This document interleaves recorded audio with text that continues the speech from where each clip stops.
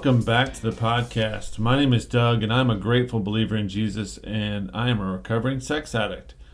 And today is episode 92, but part B. And part B's are my favorite, as you know, those that have been listening, because today we get to talk about hope and healing and what that means in recovery. So as you listen to part A, it came out a couple days ago. If you have not listened to part A, I would strongly suggest going back and listen to Kenneth's testimony with his part A to hear that journey of how he got there, but then of course come back and listen to the hope and healing that happened. And we want to talk through that because I think there's so many pieces that we can identify with in both the struggle, the addiction, the cycle, the desperation, but there's a lot we can identify with finding healing as well. And so we want to remind our listeners that you're not walking alone, and that's an important piece of this podcast, obviously, as you realize that, you definitely can do this. Others have done it. It is not easy, but it is something that can be done. So welcome back to the show, Kenneth. Thank you, Doug. I'm pleased to be here. This has been great to do. Well, thanks for being back.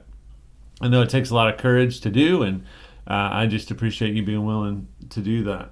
So with jumping out where we were last time, hopefully our listeners, like I said, have listened to part A. Would love to just kind of maybe recap right there at the end of like what was making you choose recovery, and then we'll start talking about what recovery looked like for you.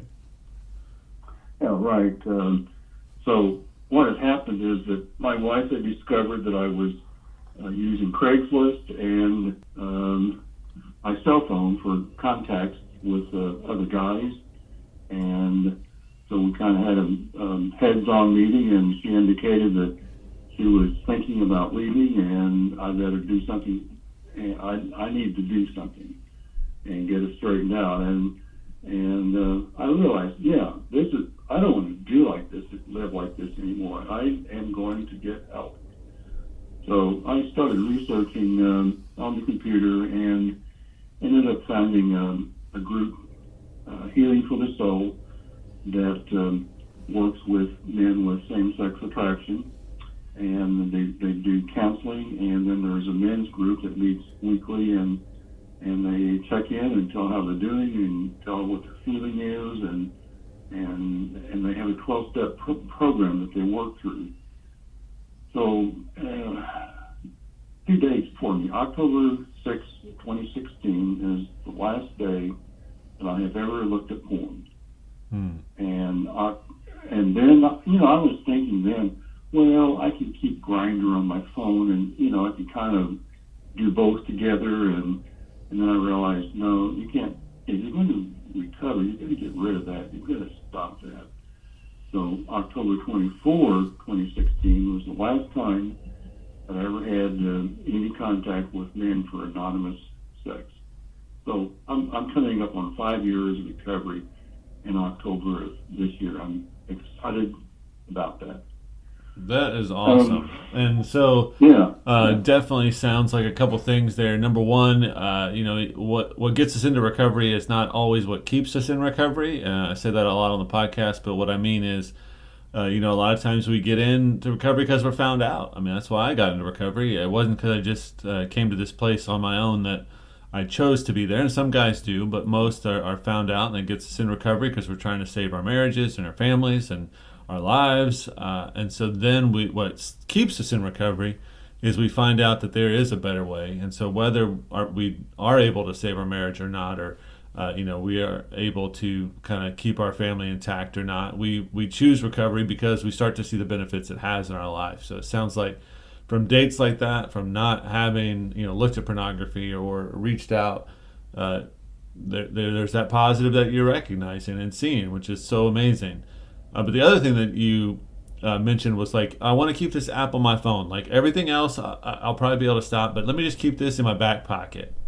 And we have a saying in Castimonia in some of our readings where we say the result was nil until we let go absolutely. And so we talk about recovery having no result until we can let go fully of everything. And so that's a pretty powerful statement. At first, it's a lot to chew because I wanted to keep those things in my back pocket. Well, maybe I should keep a few numbers just in case Or maybe I should, I can just look at pornography and not reach out. That's probably okay. Or whatever those lies are we tell ourselves about, I just want to hold on to this little piece of my addiction.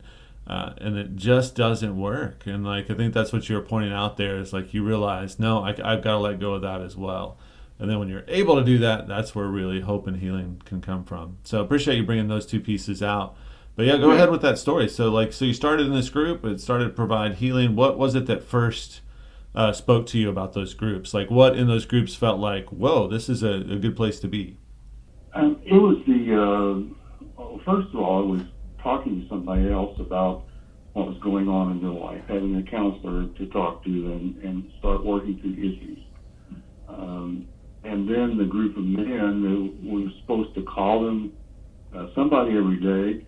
So you were developing a community with other men. I didn't have any men friends. I had one friend that was long distance, but as far as anybody else, no friends, nothing. I needed somebody to call on. I didn't have anybody at all. And so he's developing that community.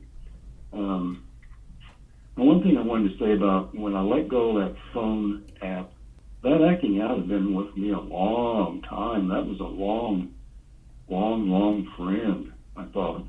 And to say goodbye and not have that in my life anymore, that was difficult to do that.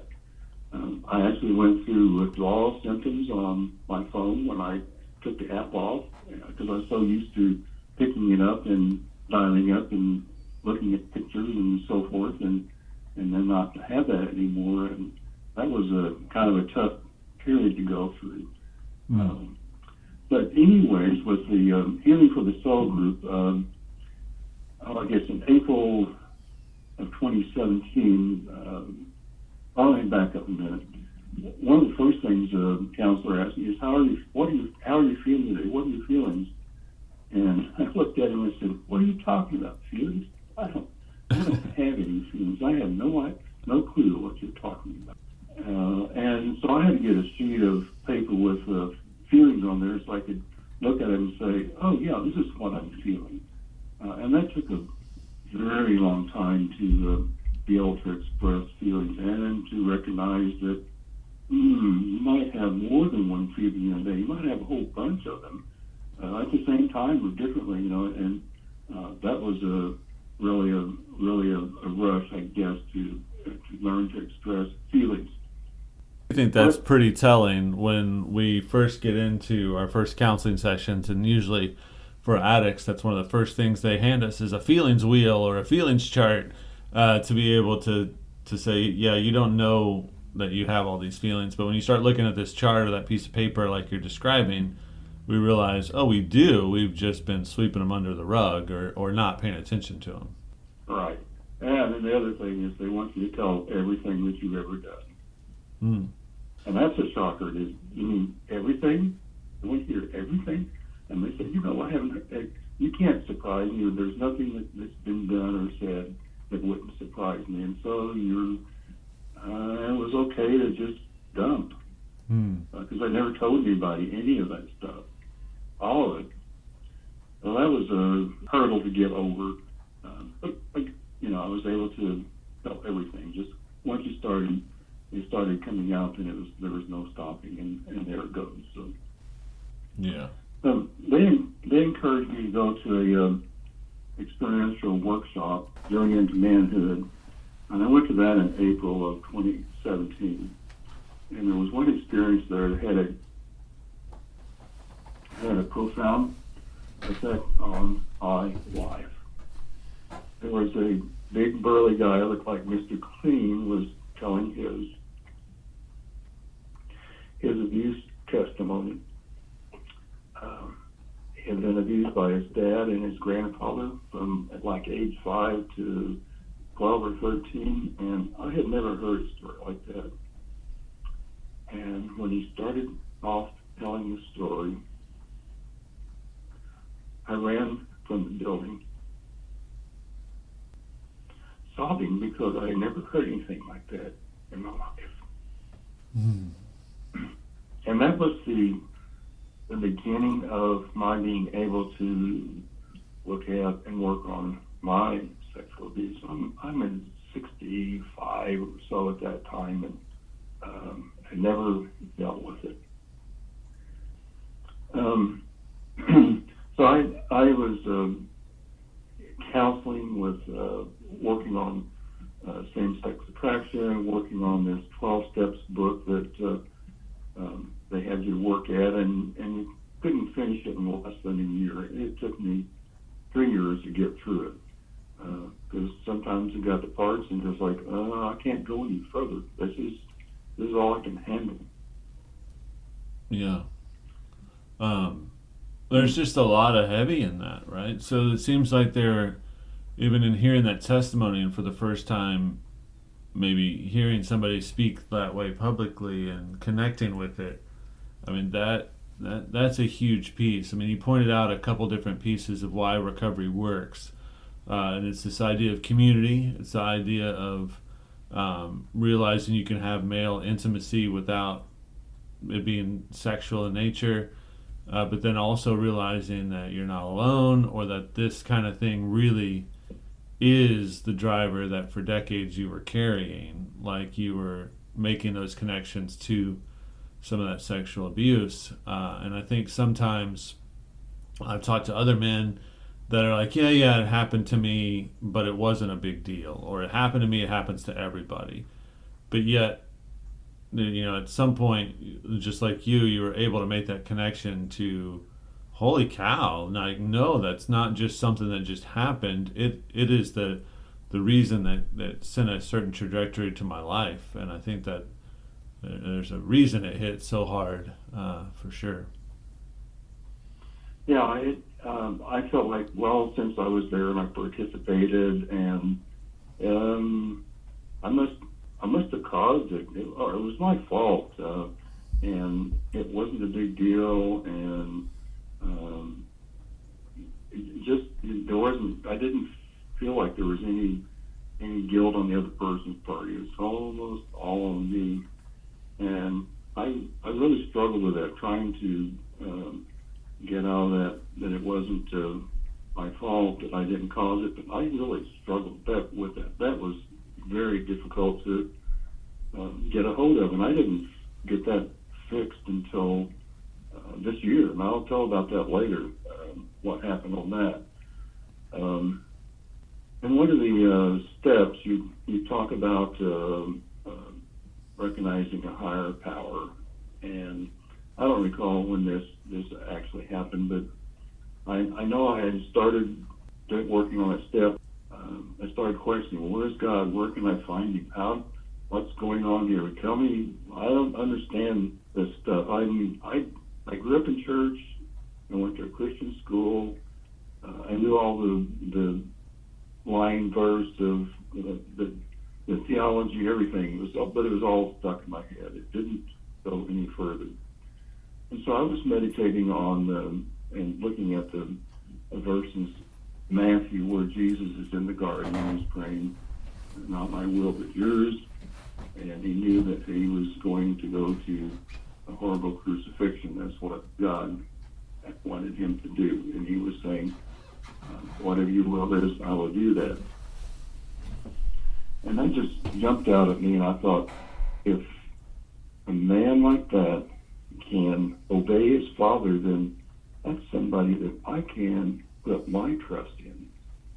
And that's the first time that I really, really fully, thoroughly understood about salvation, putting your trust in God, whatever you want to call it. That grabbed a hold of me, and I was able to hang on to that with that trust, because I hadn't been able to trust anybody.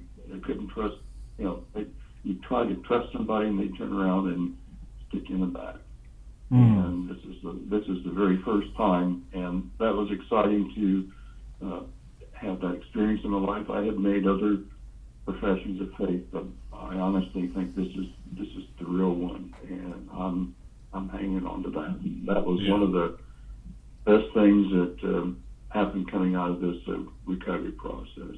Yeah, and then it's so interesting to me that it was really kind of based on this father-son dynamic, right? And so, Yeah. yeah, so you definitely brought up the idea of trust and seeing that people, or God, can be trusted, that God won't let you down, whereas people, yeah, they let us down all the time.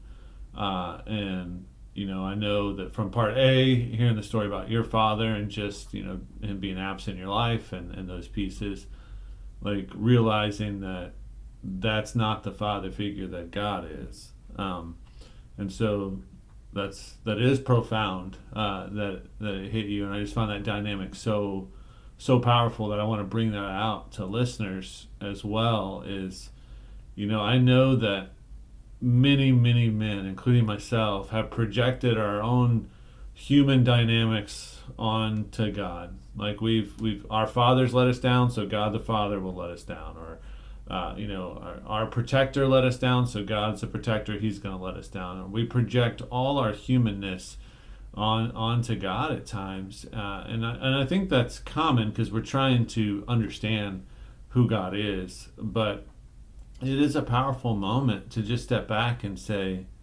he's well above that. Like we are striving to be the fathers that God is in our lives, and I fail at that every day. I fail in some big ways, but he doesn't. And so, as you're listening to this, if you're out there and maybe you're like, I'm listening to this for the sexual addiction piece and the recovery piece, and I'm throwing the God piece out the window at the moment.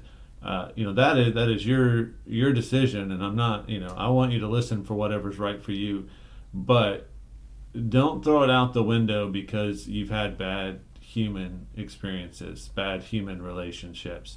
A lot of us were dealt really hard hands, and we lost badly at the table, if I kept that poker analogy going.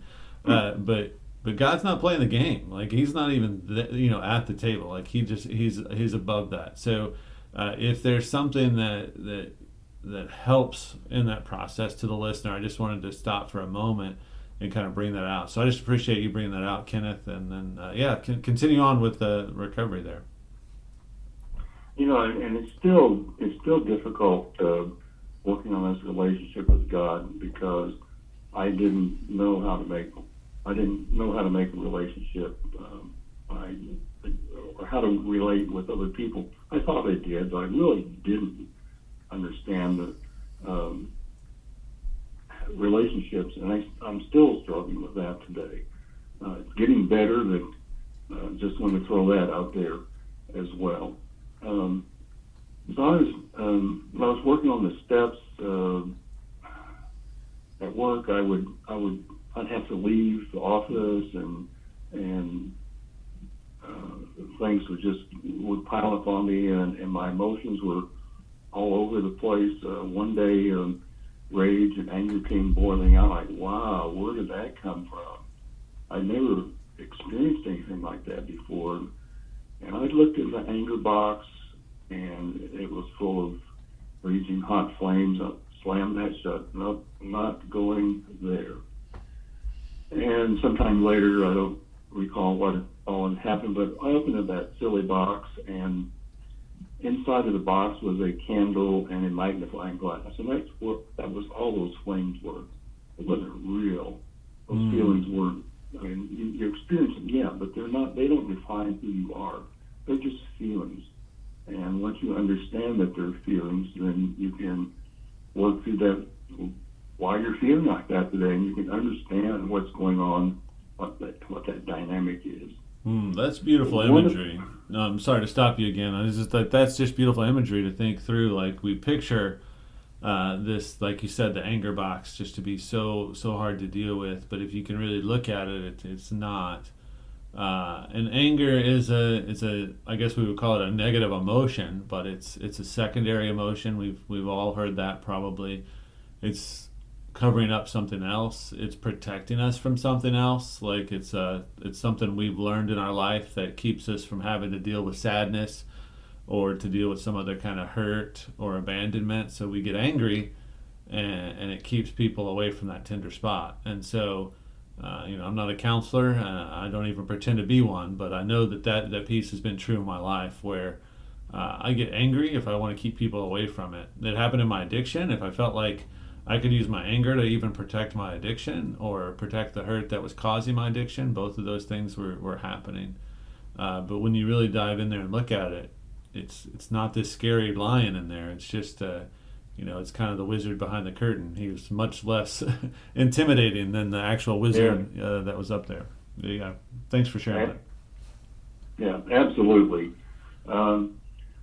Somewhere along in the mix, I got onto our tribe, and it's a way to connect with other guys. And it's been a long time since I've been on there, and I've kind of forgot what it's for. But there was a group of guys, 4 or 5, that we kind of loosely connected together. They call each other and talk to each other. And one of the guys in particular wasn't a counselor, but just so many times I would call him on the phone just in tears or in anguish. And when is this going to stop? When is it going to stop hurting? How long is this going to take? And almost whining, but and he would patiently talk to me and walk me through what I was feeling, what was going on, and gave suggestions of things to think about. And one day he said, I think you need to try EMDR for your sex abuse. And EMDR is the eye movement desensitization reprogramming. I don't know exactly how it works, but I know it works. Before I started, I had a colored picture, a still picture of my abuse of that Scoutmaster. And it's taken a long time, probably 2-3 years, for that picture to go away. The only thing that's left is maybe an outline of the picture, kind of faint, and maybe a couple lines on there, but that's all I can see of it. I can't see that picture that was there before. Somehow I move stuff around in your brain, and the trauma and all that you felt with that event fades away. It's not an easy process. There were times that I walk out just bawling my heart out because it was such an intense thing going in my life. And I'm still doing that. I've been going on 4 years with this particular program in counseling, and I stayed with my Healing for the Soul counseling up until 2019. And it was so important to get that counseling. You can't recover without it. You can't do it on your own. You have to have help. And whatever it takes to get counseling, do it. Yes, it's expensive. Yes, it takes time.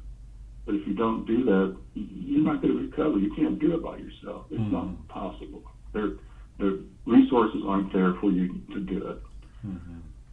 One thing I did when I jumped into recovery was I started looking for any book to read. I read books on sex addiction. I read books on that had anything to do with that at all, and being a man, being masculine. I probably got 20-30 books in my library that I read. Allender, Lassiter, Dr. May, just to name a couple of guys that I read that were so instrumental in my recovery. I got books on sex abuse and read stories about other people's wives, and that was really helpful to grab hold of those books. One thing my counselor did was ask me to write my abuse story out. Okay, I'll do that. And that was wasn't difficult at all. That was terrific. I could write it out. So next time he said, okay, I want you to read that. Dead silence on the phone on my end. I couldn't speak. Yeah. I couldn't say it out loud. And it took a long time before I could say it out loud, because when you say it out loud, you're going back and you're experiencing it again. And that was, that was another part of healing. That's something that you have to do. And as you tell your story, whatever the story is, healing comes out of that. The more you tell about it, it just happens. You expose things to the light, and the light shines on it, and it's just a wonderful thing how that all happens.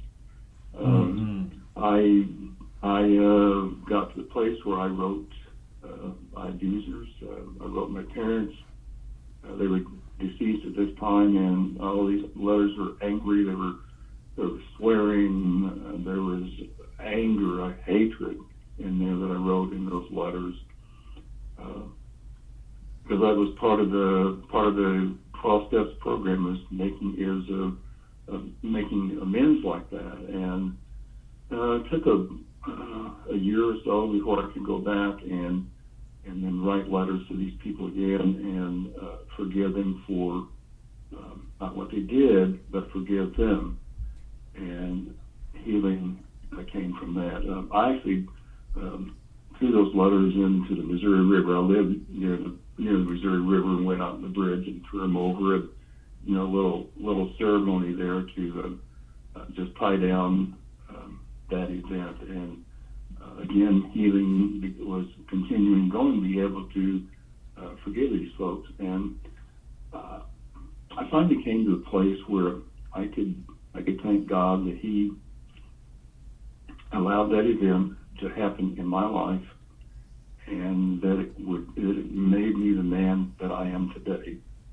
Had not that happened, I wouldn't be I wouldn't have been that guy. And I must have been a really hard case to have something difficult like that to happen. But He chose that in my life, and I can thank Him for that. That's been the case. Yeah, there's so. No, I wasn't there to do that. I was just going to say, there's so many beautiful things in the last few minutes of what you're sharing. I mean, this idea of being able to forgive, and I love the way you worded that about not forgiving what they did.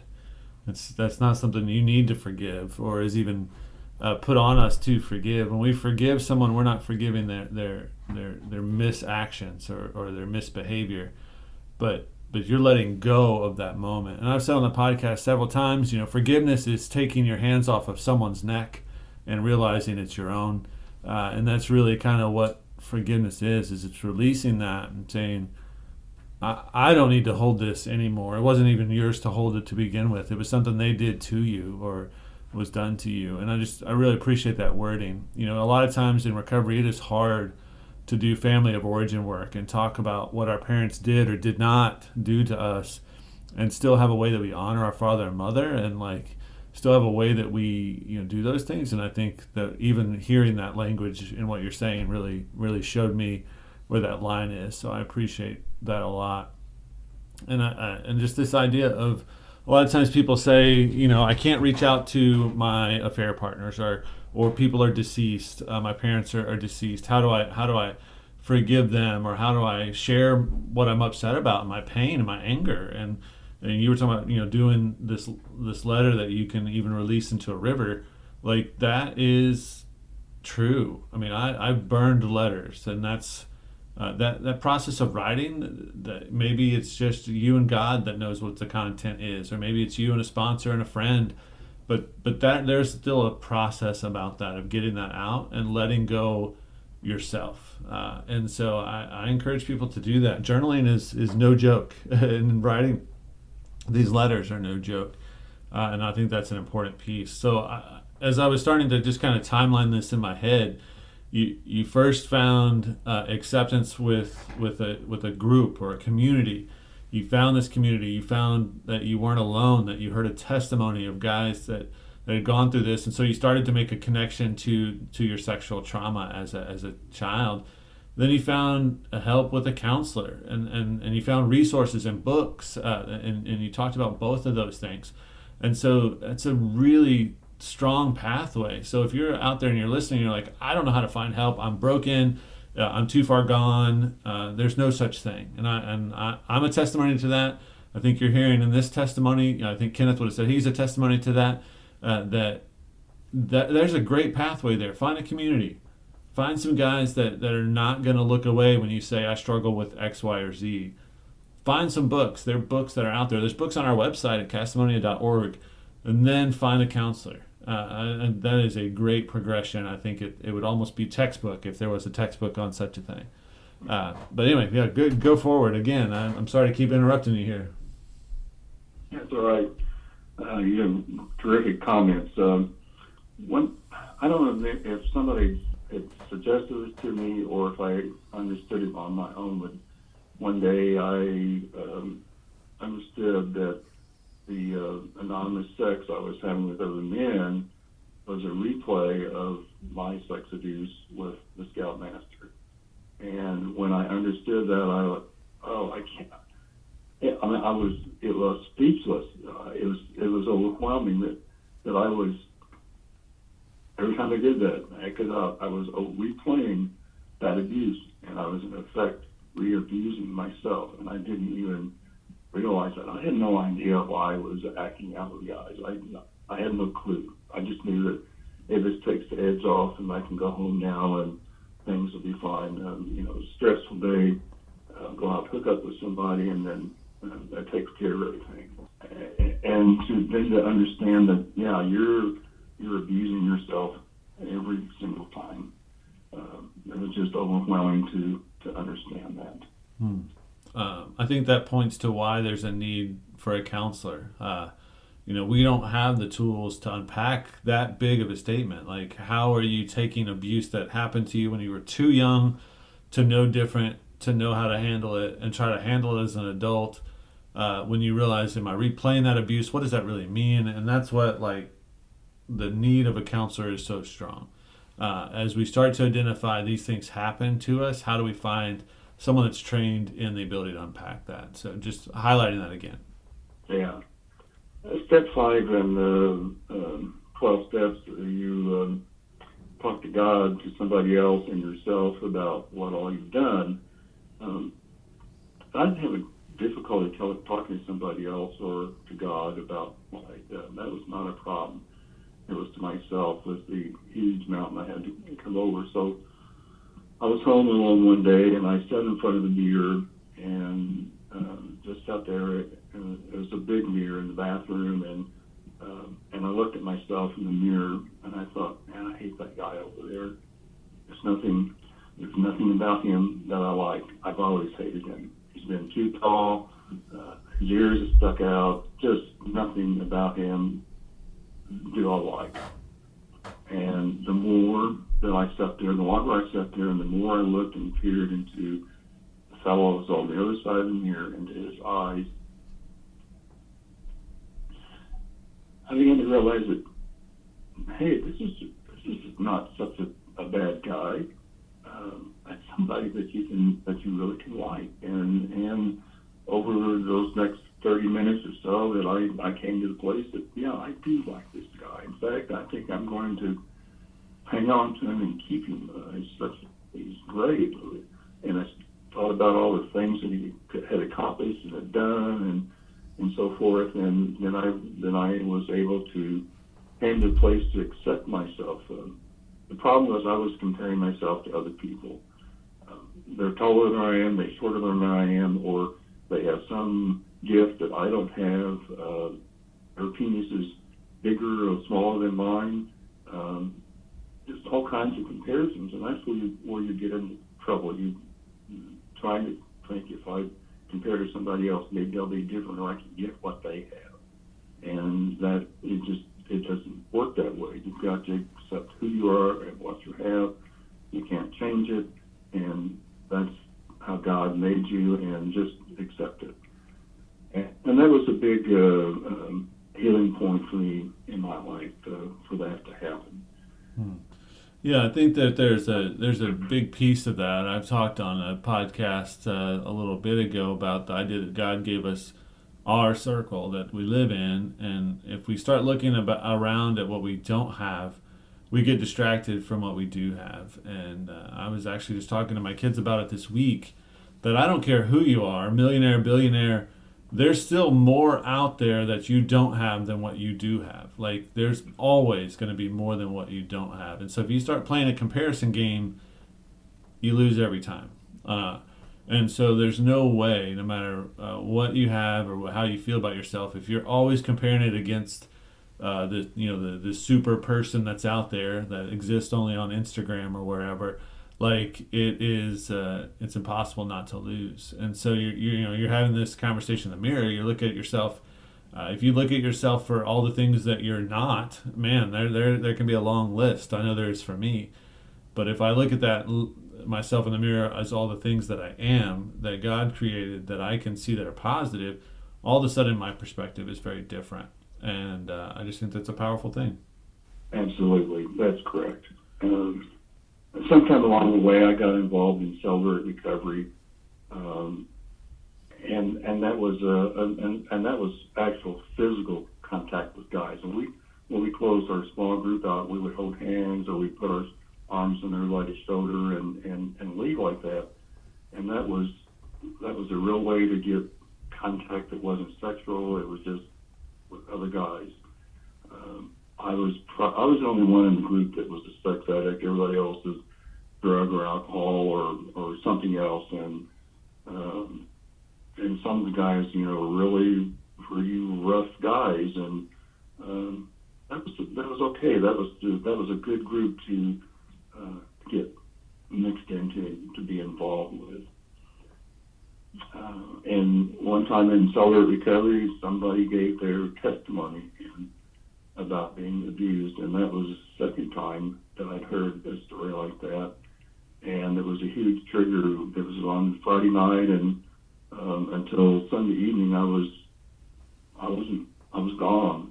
I didn't know where I was. I was just a mess because I'd heard that story, and it was just too much information. It was too explicit.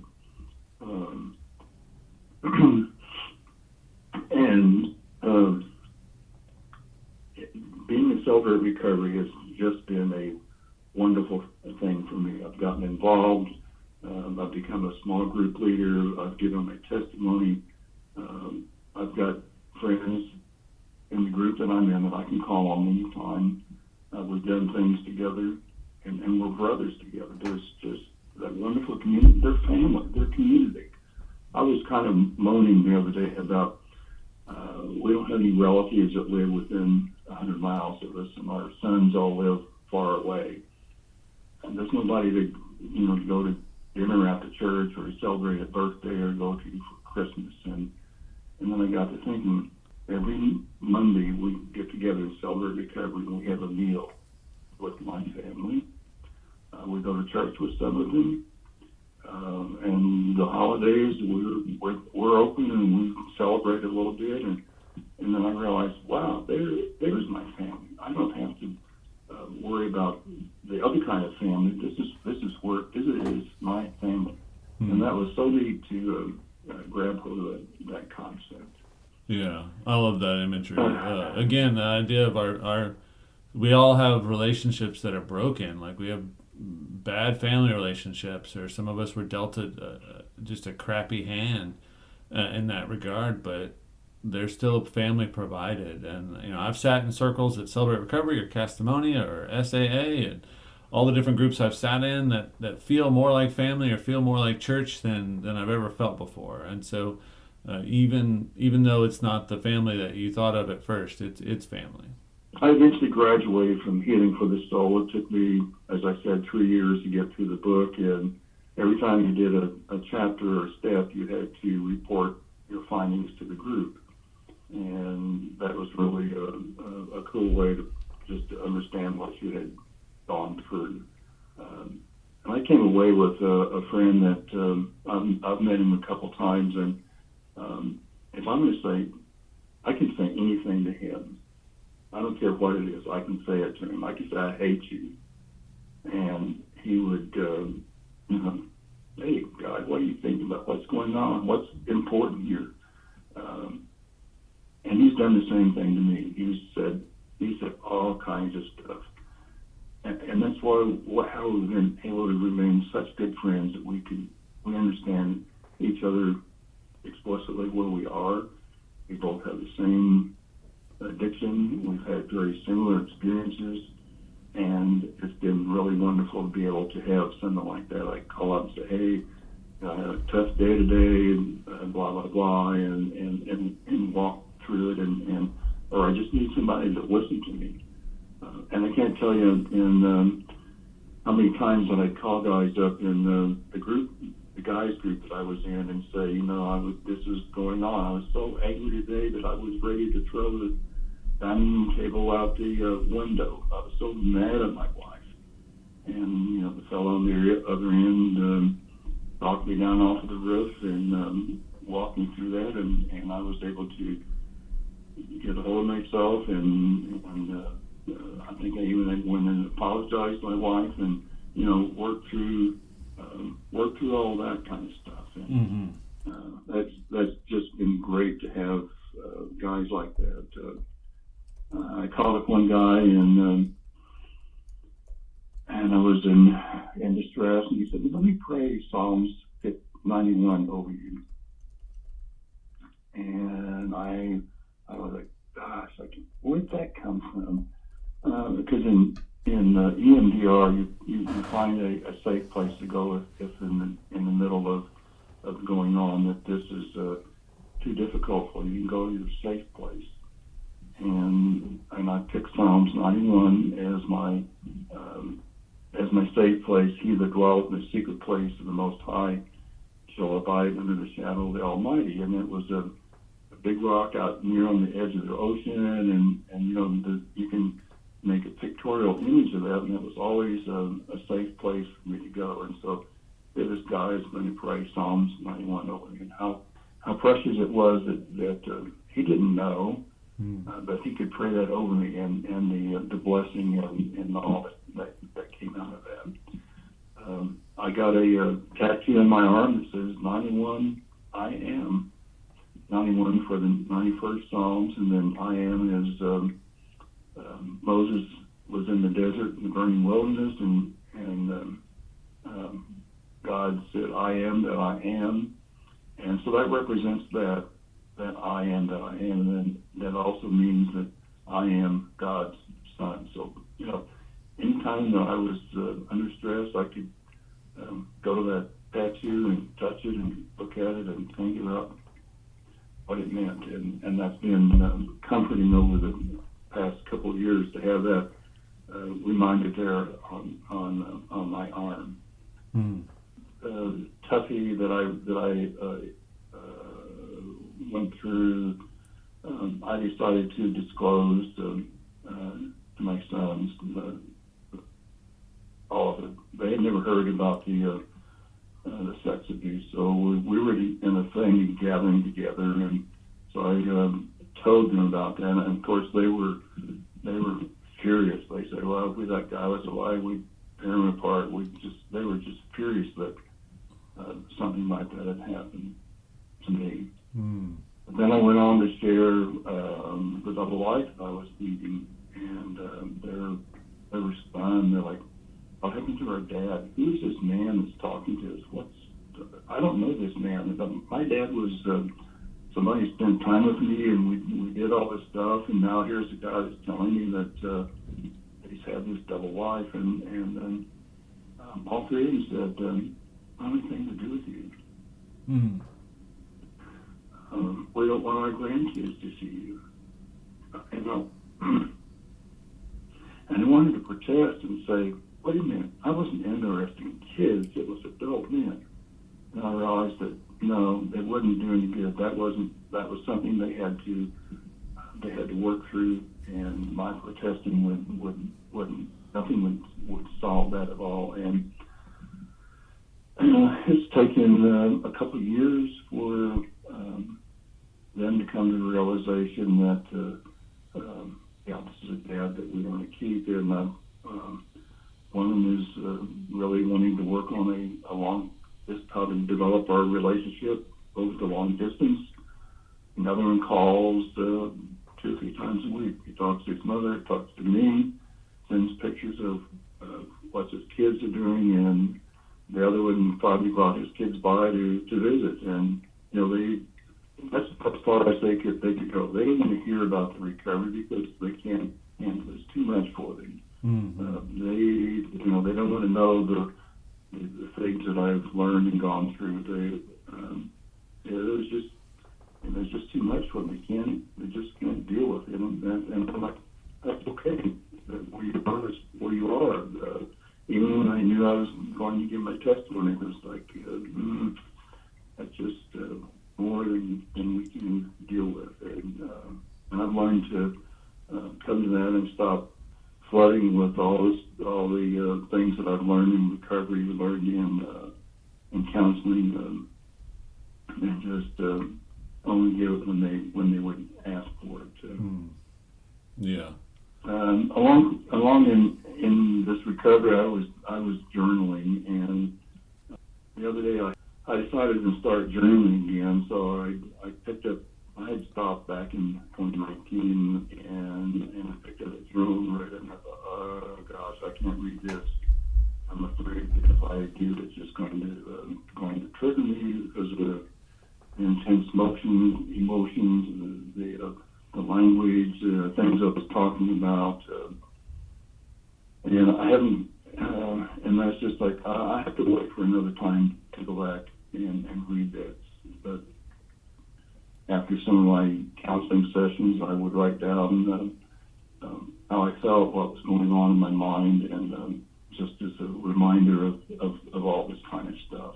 Yeah, I think that journaling makes a huge difference, and just wanted to stop for a moment. My eyes were watering here as I was picturing your kids, and the pain of what they're going through, and then like how as a person in recovery we respond to that. I know, like, we feel like, wait, I'm a new person now, I'm different, I'm not that guy. We want, like you said, to kind of plead with them, but it's not the time, and I think you had the wisdom to see that. And so some of those conversations are hard. So if you're just somebody that's just now getting into recovery, that's a step that will come one day. It's not where you are today, but if that is where you are, where you're like, I feel like to be fully free of this, there's people I need to tell, there's people that need to know this. I think hearing that is not a bad thing. Hearing that there's gonna be some bumps in that road, and if we step back in a way, like if I look at it non-personally, I'm looking at Kenneth's life, not my own, I can say, well, of course his kids are gonna have a hard time with that, because they're trying to figure out what's real. Wait, did I really know my father, or was everything a lie? And that's something I've heard from my spouse, and from other husbands about their spouse, saying, is everything I know about you true? And so people have to kind of reconcile all of that and decide, like, for themselves what's true about their life and what isn't. And so giving them space to do that. But again, when it's your own personal family and your own personal kids, and it's not someone else's, it's really hard to not want to jump in and plead and beg. But like you said, it doesn't make a difference, because they need to deal with it in their own time. And so I am grateful that those relationships are mending, becoming stronger, and I think that there is evidence with lots of people that I know where that happens over and over and over, where relationships grow through that honesty and through that trust. I don't mean to leave my wife out of all this, because she has had a lot to deal with, the infidelity, the adultery, and all that I was involved in, and I just thought, well, this is not hurting anybody. This is just an anonymous sex in with men. No big deal. She's gotten into counseling, and she's dealing with her family of origin and issues that she's had. I did do a disclosure with her. I did acknowledge that, yes, I was involved with other men, and I didn't go into great details. She didn't want to know any of the details, because once you tell the details, you can't untell them. You can't unsee what you've seen. And so to protect her, so I kind of asked her, well, what do you want to know? How much do you want to know? And so she told me she didn't want to keep a copy of the what I divulged to her. She didn't want that. Because the first time I wrote it, I wrote everything out. And that's the mark of an addict. When you're asked something, you want to tell everything. But you've got to learn to understand that no, you can't tell everything. You can maybe only tell parts of it, some of it. It's too much for the other person that you're talking to. That sometimes they want to just to talk to you and for you to listen and not go on about your recovery and so forth. Anyways, back to my wife with this disclosure thing. At the end, I read it to her and read it in the front of my counselor, and she forgave me. Just like that. That was it was just that simple.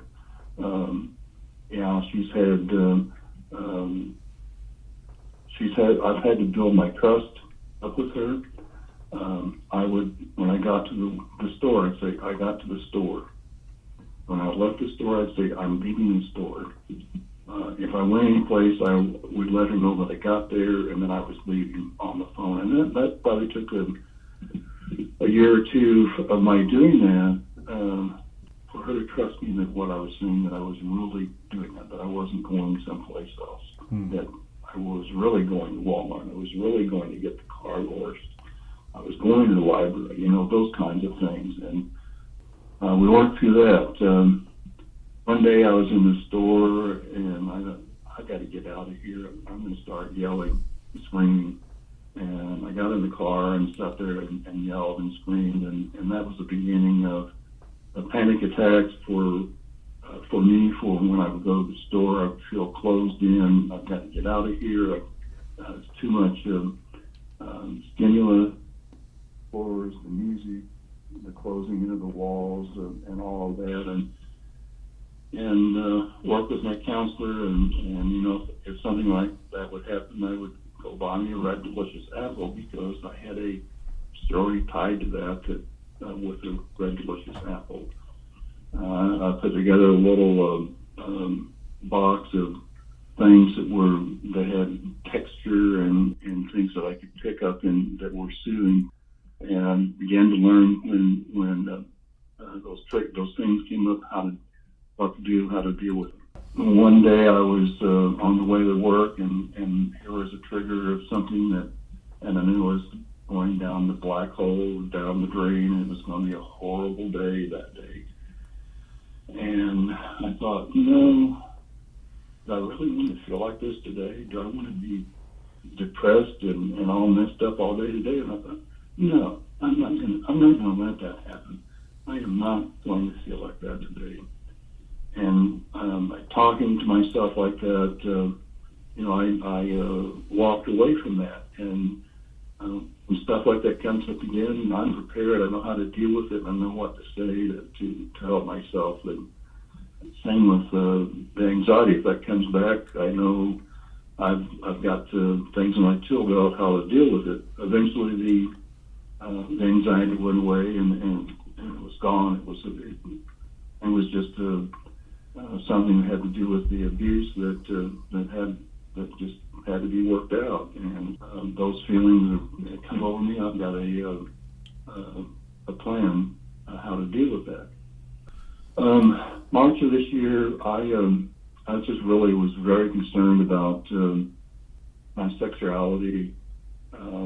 There were things going on that I wasn't happy with, and my wife and I weren't having sex together. She had gone through breast cancer, and so that just kind of cut everything off. And so I got involved with a sex therapist, and So I've got the sex therapist, and I have the guy I'm doing EMDR with. I've got that going on. And one day he said, "Tell me your story. Tell me about your abuse." And whenever I told it, I'd always tell the abridged edition. I'd say, "Yeah, I had oral sex with a scoutmaster," and go on from that. And that always implied consent. That always implied that I participated, I was willing, and all. And this time was different when I told him my story. I told him what happened from the time I left my tent. So I went to the scoutmaster, and I went back to my tent. I told him every explicit detail. I didn't leave anything out. I told how I felt, what I smelled, what I saw, everything. I had never done that before in my life. Wow. And when I told him that, there was silence after I was done speaking, and he said, "I wasn't oral sex, you were sodomized." And when he said that, it all that fell away. That, oh, you were an innocent, naive child. You were forced to do this. It was against your will. You were at the wrong place. It wasn't your fault. You didn't cause any of this. And with clarity, I can see that now and throw away the stuff that it was. Well, it's not a big deal. I participated. I consented. No, those are all lies. All lies. And I can see with the real picture, the real truth about what really happened. And that has been a great healing just recently in my life. Monday night, I heard another sex abuse story, and I thought, oh gosh, I don't know what's going to happen here. And I'm going to be able to stay in the room, or am I going to be triggered? And strangely enough, I wasn't. I was able to sit there and calmly listen to what the gal had to say about what had happened in her life. And I only heard I think 3 sex abuse stories. I could read them all day long, and there'd be some feelings about, oh, that's horrible and so forth, but seemed like when you hear it, it just brings you back to that place again. And so I was grateful that I was at the place where I could handle, I could deal with it.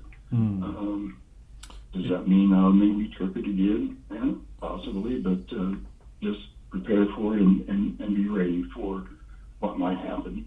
Yeah, I think that's hugely wise, to be ready for those triggers and realize that at week 2 of recovery, you're going to handle things differently than maybe at year 2 or year 3, that those things happen differently.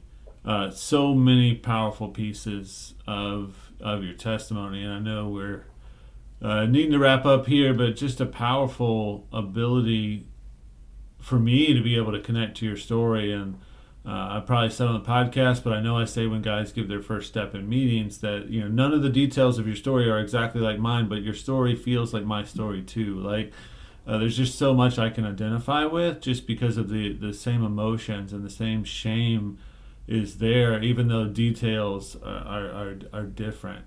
And so I just want to thank you for the courage to share that, and thank you for your ability to march through so just so matter-of-factly about, this is what I did next and this is how it went. So just thank you for that. And then are there any parting words or anything that you want to leave our listeners with before we wrap up here? First day in October that I said, this is it, I'm drawing a line here. That was, I could turn around and I could see one side of, we're not doing this anymore. The other side was what I had just walked away from. It's kind of like I was on the precipice, and that was always in my mind. And as I got further away in time, that faded away, and the focus wasn't on what have I left. It's what am I going to gain and learn, and so it's been a progression. I'm not worried about how long it's going to take, and I've heard that it takes 4 or 5 years to in recovery to get there, to get healed. Yeah, it's a journey for sure. Yeah, it definitely is. Again, thank you for your testimony. Thank you for sharing part A and definitely sharing part B. I probably should have put a disclaimer on the front end. Disclaimers on the back end are probably not as good, but guys listen to our podcast for a lot of reasons. I have guys that are that email me regularly that are avid listeners that are like, I'm in a monogamous homosexual relationship and thank you for your podcast. And sometimes that feels like some people would say, wait, you're a Christian group and these kind of things. You have people on that are struggling with same-sex attraction and some of those things. And so we want to provide resources for people to move from what they don't want in their life to what they do want in their life, and that is healing from sexual issues, from trauma and from wounds, and then to live the life that God wants them to live. And so I just know that dance is on a line sometimes, and I don't want to get into a debate or into that, but I just always want to put that disclaimer on there that we are here for you. Whatever your next step is, we want you to help you take that next step. And be a man of sexual integrity, whatever that may look like for you.